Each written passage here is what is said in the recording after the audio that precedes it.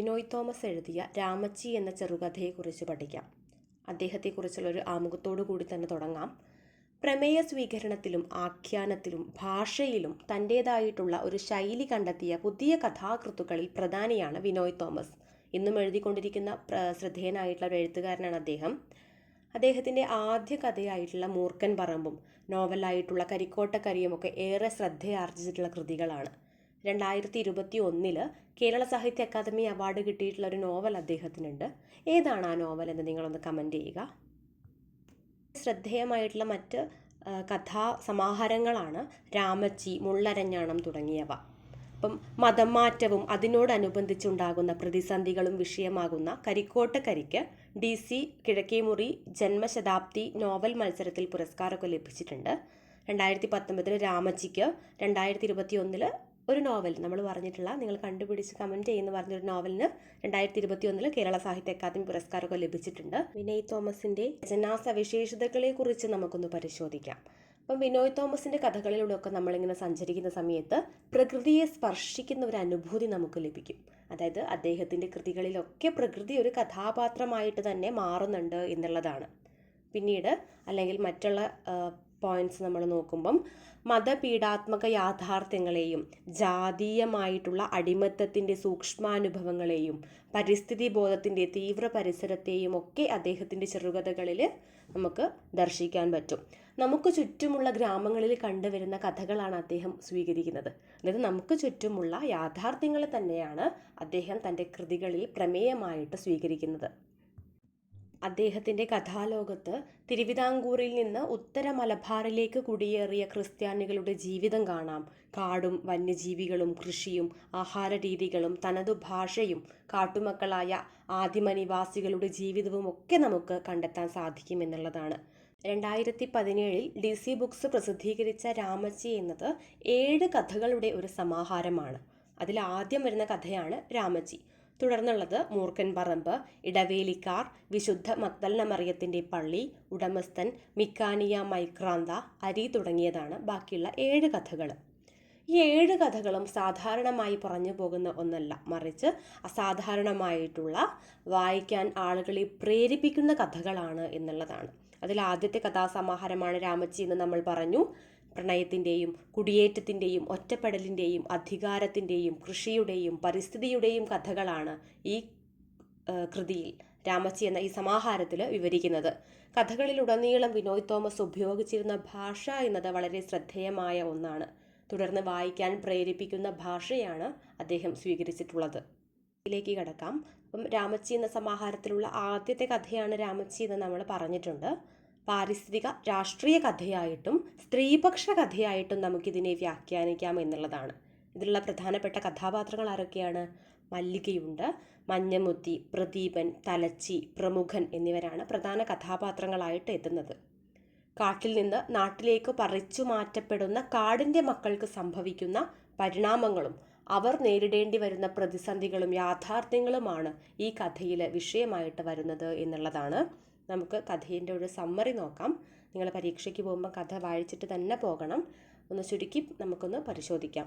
രാമച്ചി എന്ന കഥ ആരംഭിക്കുന്നത് പ്രമുഖൻ എന്ന കുങ്കിയാനയെക്കുറിച്ച് പറഞ്ഞുകൊണ്ടാണ്. കൊമ്പില്ല എന്നതാണ് ആളുകൾ പ്രമുഖനിൽ കാണുന്ന ഒരു കുറ്റം. നമുക്കറിയാം, കുങ്കിയാന എന്ന് പറയുകയാണെങ്കിൽ നാട്ടിലേക്ക് ഇറങ്ങി വരുന്ന കാട്ടാനകളെ തുരുത്തി കാട്ടിലേക്ക് ഓടിക്കാൻ വേണ്ടി ഉപയോഗിക്കുന്ന ആനയാണല്ലോ. അപ്പം ഒരിക്കൽ കാട്ടിൽ നിന്ന് ആനകൾ ഇറങ്ങി വന്നപ്പം അവയ്ക്ക് നേരെ കുതിച്ചിട്ടുള്ള കുങ്കിയാന അവരെ കണ്ടിട്ട് അവരുടെ കൂടെയുള്ള ഒരു പിടിയാനയിൽ മോഹിതനാവുകയും കൊടുങ്കാട്ടിലേക്ക് അവരോടൊപ്പം തന്നെ ഓടി മറയുകയും ചെയ്യുകയാണ്. പിന്നീട് കഥ മുന്നോട്ട് നീങ്ങുന്നത് മല്ലികയിലൂടെയാണ്. കഥയിലെ പ്രധാന കഥാപാത്രങ്ങളിൽ ഒരാളാണ് മല്ലിക എന്നത്. ഒരിക്കൽ കുട്ടൻ രവി എന്ന ഒരാൾ അവളെ പ്രാപിക്കുന്നു. എന്നാൽ കുട്ടൻ രവിയുടെ വിവാഹാഭ്യർത്ഥന അവൾ നിരസിക്കുന്നു. അപ്പോൾ ഇതിൽ നമുക്ക് മനസ്സിലാക്കാം, ഒരു ശക്തമായിട്ടുള്ള സ്ത്രീ കഥാപാത്രമാണ് മല്ലിക. തൻ്റെ ഇഷ്ടത്തിനനുസരിച്ചുള്ള ആളെ മാത്രമേ ഇവിടെ മല്ലിക സ്വീകരിക്കുന്നുള്ളൂ. കുട്ടൻ രവി അവളെ പ്രാപിച്ചിട്ടുണ്ടെങ്കിലും അയാളുടെ വിവാഹാഭ്യർത്ഥന അവൾക്ക് ഇഷ്ടമല്ലാത്തത് കൊണ്ട് തന്നെ അവൾ നിരസിക്കുന്നുണ്ട്. പിന്നീട് ഒരിക്കൽ പെരുങ്കൂണ് പറിക്കാൻ വേണ്ടിയിട്ട്, കൂണ് പറിക്കാൻ വേണ്ടിയിട്ട് കാട്ടിലേക്ക് പോയ മല്ലിക അവിടെ വെച്ചിട്ട് പ്രദീപനെ കാണുകയും, പ്രദീപൻ മറ്റൊരു കഥാപാത്രമാണ് പ്രദീപനെ അവിടെ വെച്ച് കാണുകയും ഒറ്റ നോട്ടത്തിൽ തന്നെ അവർ തമ്മിൽ ഇഷ്ടപ്പെടുകയും ചെയ്യുന്നുണ്ട്. അവർ ആചാരപ്രകാരം വിവാഹിതരാവുകയും മല്ലിക ഗർഭിണിയാവുകയും ചെയ്യുന്നു. പിന്നീടാണ് കഥയിലേക്ക് മഞ്ഞമുത്തി പ്രവേശിക്കുന്നത്. മഞ്ഞമുത്തി എന്ന് പറയുന്നത് അവരുടെ ആദിവാസി സമൂഹത്തിലെ ഏറ്റവും പ്രായമേറിയിട്ടുള്ള ഒരു സ്ത്രീയാണ്. എല്ലാവരും അവർ പറഞ്ഞതാണ് അനുസരിക്കുക. ഉത്സവത്തിനൊക്കെ പോകുന്ന സമയത്ത് ഏത് വഴി പോകണം, എപ്പോഴിരിക്കണം ഒക്കെ, വെറ്റില മുറുക്കണം ഒക്കെ, അങ്ങനത്തെ എല്ലാ കാര്യങ്ങളും മഞ്ഞമുത്തിയുടെ നേതൃത്വത്തിലാണ് അവർ ചെയ്യുക. അതായത് മഞ്ഞമുത്തി പറയുന്നതൊക്കെ എല്ലാവരും അനുസരിക്കുന്ന അത്രയൊരു സ്ഥാനം നൽകുന്ന ഒരു കഥാപാത്രമാണ് മഞ്ഞമുത്തി. അവരങ്ങനെ കഴിയുന്നതിനിടയ്ക്കാണ് ഒരിക്കൽ ആറളം ഫാമിൽ സർക്കാർ അവർക്ക് സ്ഥലം നൽകുകയും അങ്ങോട്ടേക്ക് ഇവരൊക്കെ മാറാൻ നിർബന്ധിതരാവുകയും ചെയ്യുന്നത്. ആളുകളൊക്കെ അങ്ങോട്ട് പോകാൻ വേണ്ടി തയ്യാറെടുക്കുന്നുണ്ട്. പക്ഷേ മഞ്ഞമുത്തിക്ക് ഒരു ദിവസം കൂടി അവരുടെ ഗ്രാമത്തിൽ കഴിയണമെന്ന ഒരു ആഗ്രഹം പ്രകടിപ്പിക്കുകയാണ്. മഞ്ഞമുത്തി പ്രകൃതിയോടും അവരുടെ ഗ്രാമത്തോടൊക്കെ അങ്ങേയറ്റം ദൃഢമായിട്ടുള്ള ബന്ധം പുലർത്തുന്ന ഒരു വ്യക്തിയാണ്. ആ ഒരു രാത്രി അവിടെ നിൽക്കണമെന്ന് മഞ്ഞമുത്തി ആഗ്രഹം പറഞ്ഞല്ലോ. അപ്പോൾ ആ രാത്രി തൻ്റെ പൂർവ്വകാലത്തെക്കുറിച്ചൊക്കെ മഞ്ഞമുത്തി ഇങ്ങനെ ആലോചിക്കുന്നുണ്ട്. അപ്പോൾ ഈ മഞ്ഞമുത്തിക്ക് എങ്ങനെയാണ് ആ പേര് വന്നതെന്നോ?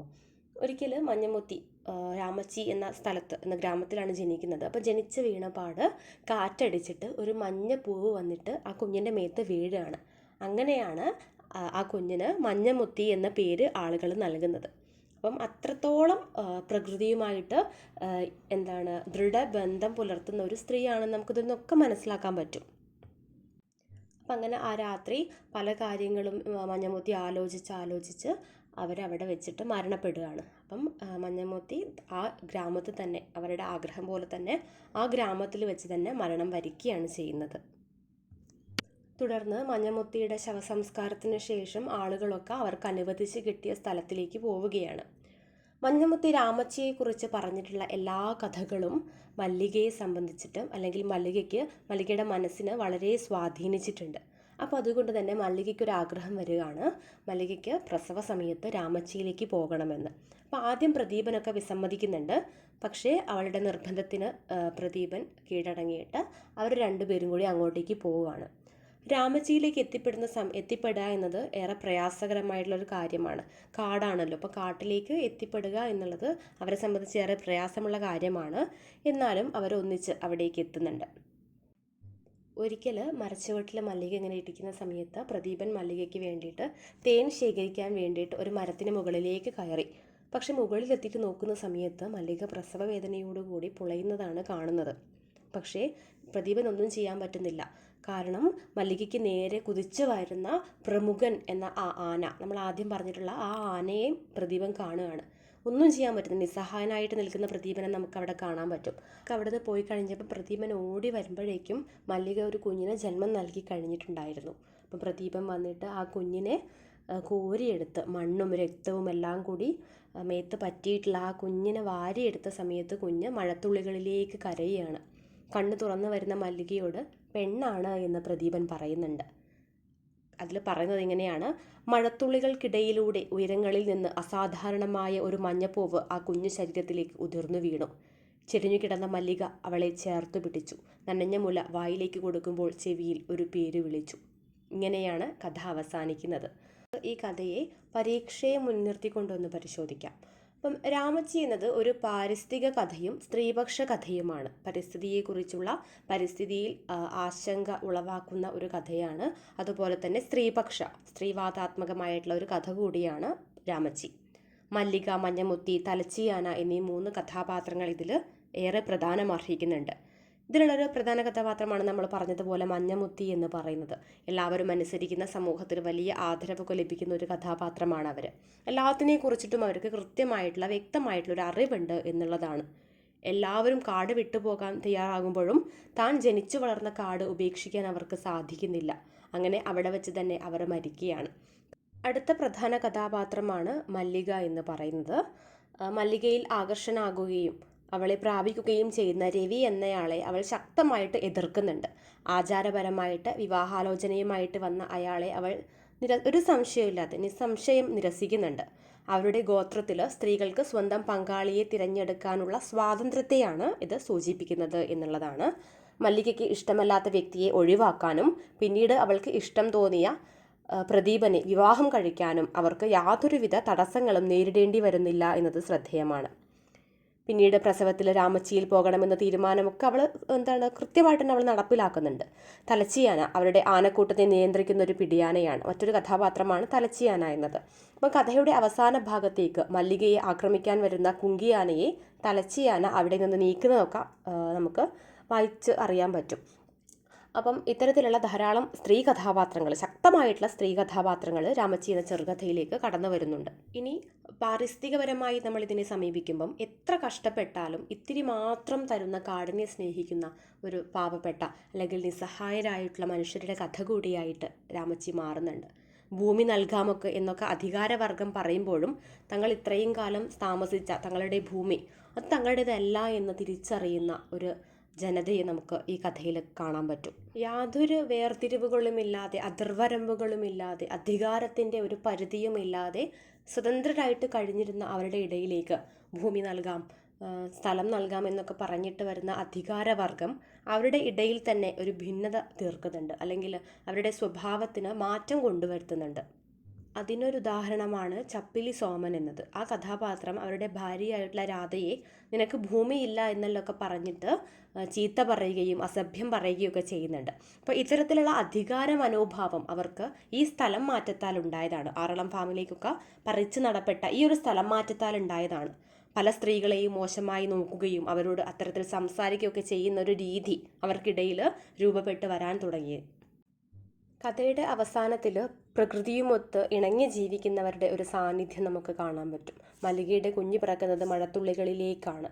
വരട്ടിമരത്തിനപ്പുറത്തുള്ള മുടങ്കൂട്ടങ്ങൾ മഴക്കാറ്റിൽ ഇളകിയുരഞ്ഞപ്പോൾ അനേകം ചിഹ്നം വിളികൾ ഉയർത്തിക്കൊണ്ട് മുല ചുരത്തിക്കൊണ്ട് അനേകം പിടിയാനകളും പാൽ നുകർന്നുകൊണ്ട് കുഞ്ഞുങ്ങളും പോകുന്നുണ്ട്.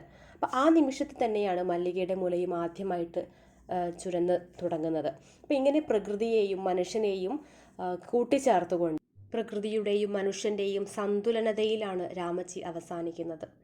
രാമച്ചി ഒരു സ്ത്രീപക്ഷ കഥയായും മുഖ്യധാരാ സമൂഹവുമായി നിരന്തരം കലഹിച്ചു കൊണ്ടിരിക്കുന്ന ആദിവാസി ജീവിതത്തിൻ്റെ കഥയായും പാരിസ്ഥിതിക കഥയായും നമുക്ക് വിലയിരുത്താം.